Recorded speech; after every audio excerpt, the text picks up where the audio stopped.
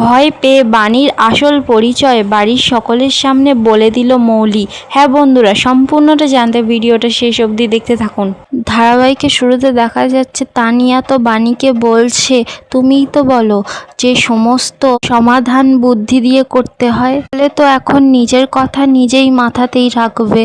অনিরুদ্ধ তো তখন বলছে, প্রিন্সেস কিন্তু একদম ঠিক কথা বলেছে। বাণী তখন বলছে, মৌলি যদি আবারও কখনো ফাঁদ পাতে। অনিরুদ্ধ তখন বলছে, যদি মৌলি আবার ফাঁদ পাতে তাহলে সেই ফাঁদ ছিঁড়ে তুমি বেরিয়ে যাবে। তানিয়া তো এবার বাণীকে বলছে, মা, বাবা আমাকে বলেছে কালকে শেষ দিন আর কালকে আমরা জিতবই। বাণীও তো তখন হাসতে হাসতে বলছে, হ্যাঁ কালকে আমরা জিতবই। এরপর তো দেখা যাচ্ছে পরের দিন সকালবেলা বাণী তো এবার পিনাকির কাছে চলে গেছে। পিনাকিকে গিয়ে বলছে, ছোট বাবু, আমি একটা রেস্টুরেন্টের জন্য ভালো প্ল্যান ভেবেছি। মানে যারা আমাদের রেস্টুরেন্টে খেতে আসবে তাদের একটা লাকি প্রাইজ দেওয়া হবে, এটা হচ্ছে সোনার কয়েন। কথাটা শুনেই তো সকলে চমকে যায়। রোদ্দুর তো তখন বলছে, সোনার কয়েন? তখন তো বাণী বলছে, হ্যাঁ, এই অফারটা যদি আমরা দিই তাহলে কিন্তু আমাদের রেস্টুরেন্টে বিক্রি বেশি হয়ে যাবে, বেড়ে যাবে। রোদ্দুর তো তখন বলছে, হ্যাঁ, এই আইডিয়াটি কিন্তু আমার বেশ ভালো লেগেছে। তখন তো এবার অনিরুদ্ধও বলছে, বাণী, তোমার মাথায় মাঝে মাঝে আইডিয়াগুলো কিন্তু বেশ ভালোই বেরোয়, বেশ কিন্তু অ্যাফ্রেটিক। বাণীও তো তখন এবার পিনাকিকে বলছে, ছোট বাবু, আপনি যদি প্ল্যানটা একবার অ্যাপ্রুভ করেন তাহলে আমি সেই অনুযায়ী কাজটা শুরু করব। মৌলি তো এবার সঙ্গে সঙ্গে মাঝপথে ফোড়ন কাটা শুরু করে দিয়েছে, বলছে, তুমি অ্যাপ্রুভ করবে? তুমি ভাবতে পারছো তুমি কি করতে চলেছো? বাণী তখন বলছে, হ্যাঁ, আমি সবটা ভেবেই করছি। মৌলি তখন বলছে, ও তাই নাকি? তাহলে তুমি কোম্পানির আবারও বড়সড় লস করার কথা ভেবে ফেলেছো? তখন বলছে, লস? মৌলি তখন বলছে, হ্যাঁ, ওরা খেয়েও যাবে আবারও সোনাও নিয়ে যাবে। আবার কেউ কেউ তো খাবার লোভে আসবে না, কেউ কেউ তো আবার সোনার লোভে আসবে ঠিকই, কিন্তু না খেয়ে সোনাটাও নিয়ে চলে যাবে। তখন কোম্পানির কতটা লস হবে বলো তো? তুমি বুঝতে পারছো কোম্পানির কতটা লস হতে চলেছে? তুমি কি ভাবলে তুমি একটা সোনার কয়েনের বিজ্ঞাপন দিলে আর তোমার রেস্টুরেন্টে খেতে চলে আসবে সবাই? তখন বলছে, আমি কিন্তু একথা বলিনি মৌলি, আমি শুধু একথা বলেছি যে নতুন কিছু করলে রেস্টুরেন্টের প্রতি আসার আবার একটু আগ্রহ হবে। মৌলি তখন বলছে, আমি শুধু একটাই কথা বলছি যে এসব শুধু তোমার কল্পনাই মৌ। বাণী তখন বলছে, না, আমি কিন্তু সত্যি কথাই বলছি। আমি কিন্তু গ্রামে থাকতেই লটারির ব্যবস্থা করেছিলাম, সেখানে কিন্তু বড় কিছু ছিল না, কিন্তু মানুষজন স্বতঃস্ফূর্তভাবে জয়েন করেছিল, কারণ তারা সুযোগ পেয়েছিল অন্য কিছু জেতার, আর ওতে কিন্তু অনেক বিক্রি বাটাও বেড়েছিল।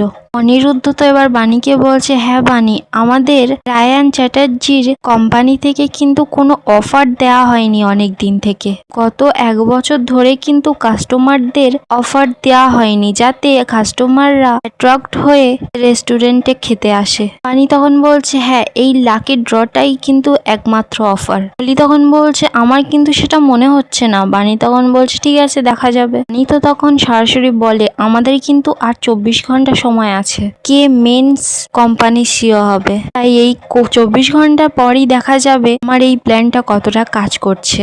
মৌলি তো তখন বলছে, আমিও চ্যালেঞ্জ করছি, এই কোম্পানির এই আইডিয়াটা সফল হবে না। মৌলি তো এবার পিনাকিকে বলছে, ড্যাড, কোম্পানির টাকা নিয়ে কিন্তু এসব রিস্ক নিও না। পিনাকি তো এবার সকলকে বলছে, আমি এ বিষয়ে কিচ্ছু জানি না, আমরা কে কিভাবে কোম্পানির অ্যাপ্রুভাল করবে, আমার অ্যাপ্রুভালের কোনো দরকার নেই, আমি শুধুমাত্র প্রফিট চাই, প্রফিট। কম্পিটিশনের শেষেই তো বোঝা যাবে যে কে কতটা সাকসেস হয়েছে আর কে কতটা প্রফিট পেয়েছে। তোমরা দুজনেই কিন্তু কোম্পানির সিইও, তাই আমার অ্যাপ্রুভাল নেওয়ার কোনো দরকার নেই। বাণী তো এবার রোদ্দুরকে বলছে, রোদ্দুর, আমাদের কিন্তু এখনই কাজটা শুরু করে দিতে হবে। রোদ্দুর তখন বলছে, বাণী দি, কিন্তু আমরা এত কম সময়ের মধ্যে লোকজনদের কাছে বার্তাটা পৌঁছবো কিভাবে? বাণী তখন বলছে, খুবই সহজ তো, আমাদের সকলের কাছে গিয়ে গিয়ে এই বার্তাটা পৌঁছতে হবে। রেস্টুরেন্টের পাশে বাজার থেকে শুরু করে সকলকে আমাদের এই বার্তাটা পৌঁছে দিতে হবে। রোদ্দুর তখন বলছে, সোশ্যাল মিডিয়া? বাণী তখন বলছে, হ্যাঁ, ওটাই আমাদের সব থেকে বড় অস্ত্র। এক্ষুনি একটা শর্ট ক্লিপ করে সোশ্যাল মিডিয়া আপলোড করে দিচ্ছি। রোদ্দুর তখন বলছে, হ্যাঁ, এক্ষুনি বাণী দিয়ে, আমি এক্ষুনি গিয়ে লোকগুলোকে কাজে লাগিয়ে দিচ্ছি। বানি তো এবার তাড়াতাড়ি করে ওখান থেকে বেরিয়ে পড়ে। মৌলি তো এদিকে মনে মনে বলছে গ্রামের ওই স্ট্র্যাটেজি দিয়ে এখানে রেস্টুরেন্ট চালাবে, নিজেরই ডাউনফলটা ডেকে আনছো বানি, কে যেতে। এদিকে তো দেখা যাচ্ছে বানি, অনিরুদ্ধ, রোদ্দুর সকলে মিলে তো প্রচার শুরু করে দিয়েছে। সবাই মিলে তো সব লোকজনদের হাতে হ্যান্ডবিল দিচ্ছে। বানি আর অনিরুদ্ধ তো সকলের হাতে হ্যান্ডবিল দিচ্ছে আর রোদ্দুর তো পোস্টারে ছাপাচ্ছে।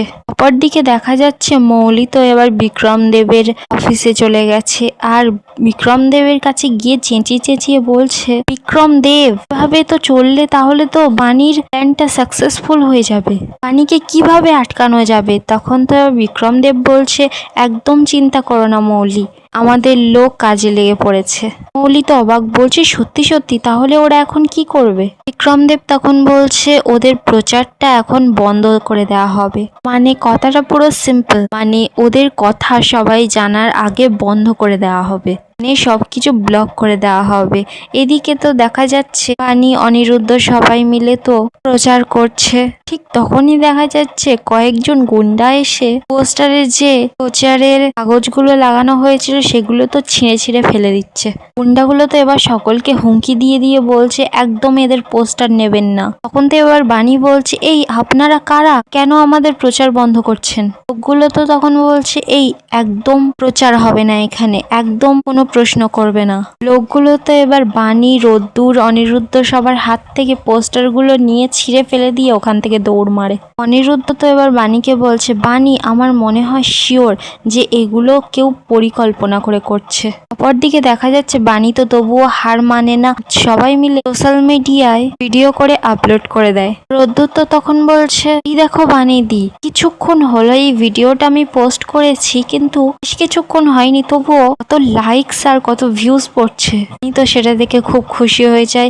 অনিরুদ্ধ তখন বলছে, হ্যাঁ বানি, আমি বলেছিলাম না সোশ্যাল মিডিয়ায় যদি একবার ভিডিওটা ছাড়া হয় প্রচুর কিন্তু ভিউজ পড়ে, একবার যদি ভাইরাল হয়ে যায়। তখন তো এবার রোদ্দুর বলছে, হ্যাঁ অনিরুদ্ধ দা, বানিদির এই ভিডিওটা কত লোকের কাছে পৌঁছে গেছে।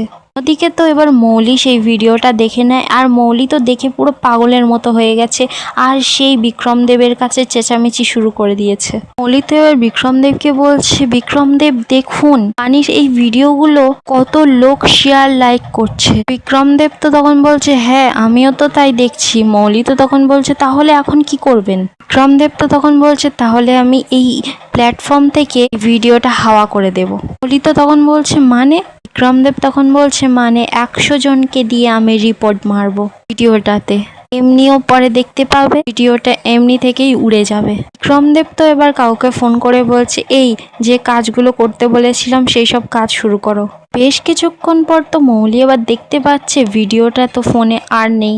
ব্যাস, মৌলি তো দেখে খুব খুশি আর বলছে, বাহ, ভিডিওটা তো তাহলে ব্লক হয়ে গেল, আর দেখা যাচ্ছে না তো। অপরদিকে দেখা যাচ্ছে রোদ্দুর ভিডিওটা তো আর ফোনে দেখতে পাচ্ছে না, অবাক হয়ে গেছে। দেখেই তো এবার বানির কাছে গেছে, অনিরুদ্ধর কাছে গেছে, বলছে, বানিদি ভিডিওটা তো আর দেখা যাচ্ছে না। অনিরুদ্ধ তো কথাটা শুনেই অবাক, বলছে মানে। রোদ্দুর তো তখন বলছে, ভিডিওটাতে কারা রিপোর্ট করেছে, রিপোর্ট করতেই ভিডিওটা ব্লক হয়ে গেছে। বানি তখন বলছে, হঠাৎ করে। অনিরুদ্ধ তখন বলছে, হঠাৎ করে না, এটা কারোর চক্রান্ত। বানি তো তখন বলছে, তাহলে ওই পোস্টার ছিঁড়ে দেওয়া থেকে শুরু করে এই ভিডিওটা ব্লক করে দেওয়া সবকিছুই চক্রান্ত।